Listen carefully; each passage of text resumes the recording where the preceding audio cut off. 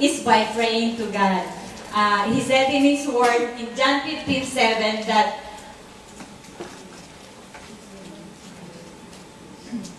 in John 57, He said, if you abide in me, and my words abide in you, you shall ask what you will, and it shall be done unto you. So you will notice that the cross composes of two relationships. But the vertical bar of the cross is a straight line, because that will keep us straight and keep us related to our Lord. That is our relationship. And then the crossbar of the horizontal line is our relationship to others, the believers and unbelievers.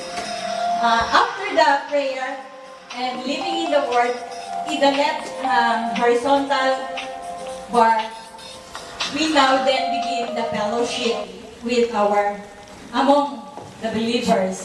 So in fellowship, God put us in our fellowship among believers so that the world may know that we are His, because we are His people. And Christ put us in His church. What is the church? The church is an organization, a building, and the use of it. And then in this fellowship, we can get our strength and blessing to each other. God is choosing us to bless each one of us. So in this fellowship, we are going to be strong. And if you do the prayer, if you do the living in His Word and fellowship, it is naturally will come out to you to be the witness in the world.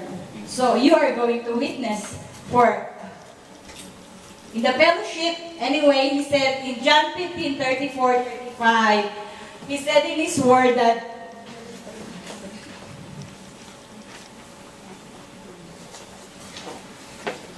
in John 13:34-35, a new commandment I gave unto you, that you love one another. And by this shall all men know that you are my disciple, if you will love one another. And so that's why the mark of being a disciple is because we love each other. That's it. Para malaman nila na tayo ay mga believers ng Panginoon, makita ang pagmamahal sa atin, hindi tayo maghihilahan. So, ganun po. And then, we are going to witness to the world. In John 15:8, herein is my Father glorified, that you bear much fruits, because you are my disciple.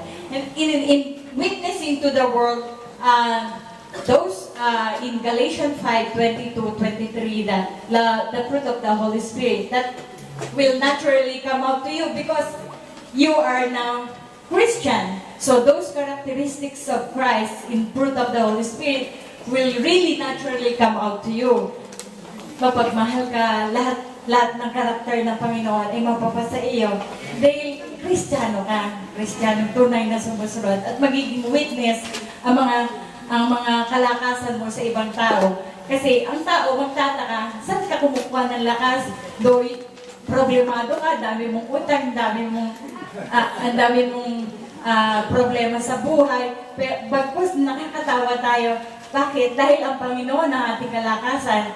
So ang ibang tao magkakaroon ng confusion sa iyo.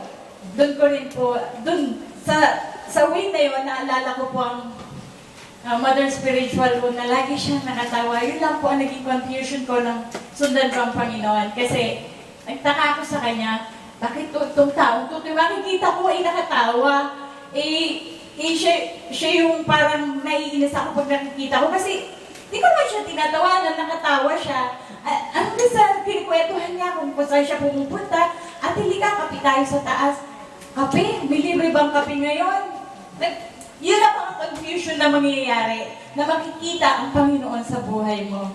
Kaya magiging witness ka sa lahat ng tao. If you go with living in the Word, praying in faith, and fellowship with believers, and witness to the world, and as you go around to this circle, as you go around to this discipline, resources of discipline, there is a growth for you. There will be the growth because the Christian life is not an ended life. It is the life who reaches others. We have to reach others. Hindi po kayo pinatanggap, bawat isa, para sa inyo. Kundi magpatanggap din po kayo. Kaya tayo, naging Kristiyano. Hindi nag-stop doon. Kailangan po, meron tayong bunga. So, after that, so in the Word, there will become out a ministry. In this word, ministry, there's a come out, and there is a ministry of teaching or preaching. In teaching, you can teach the gospel of the word. And in preaching, you can preach the word, not necessarily na nasa pulpito ka. Pwede kang mag-preach ng word ni God kahit saan, kahit anong oras, kahit anong panahon. So, after the word,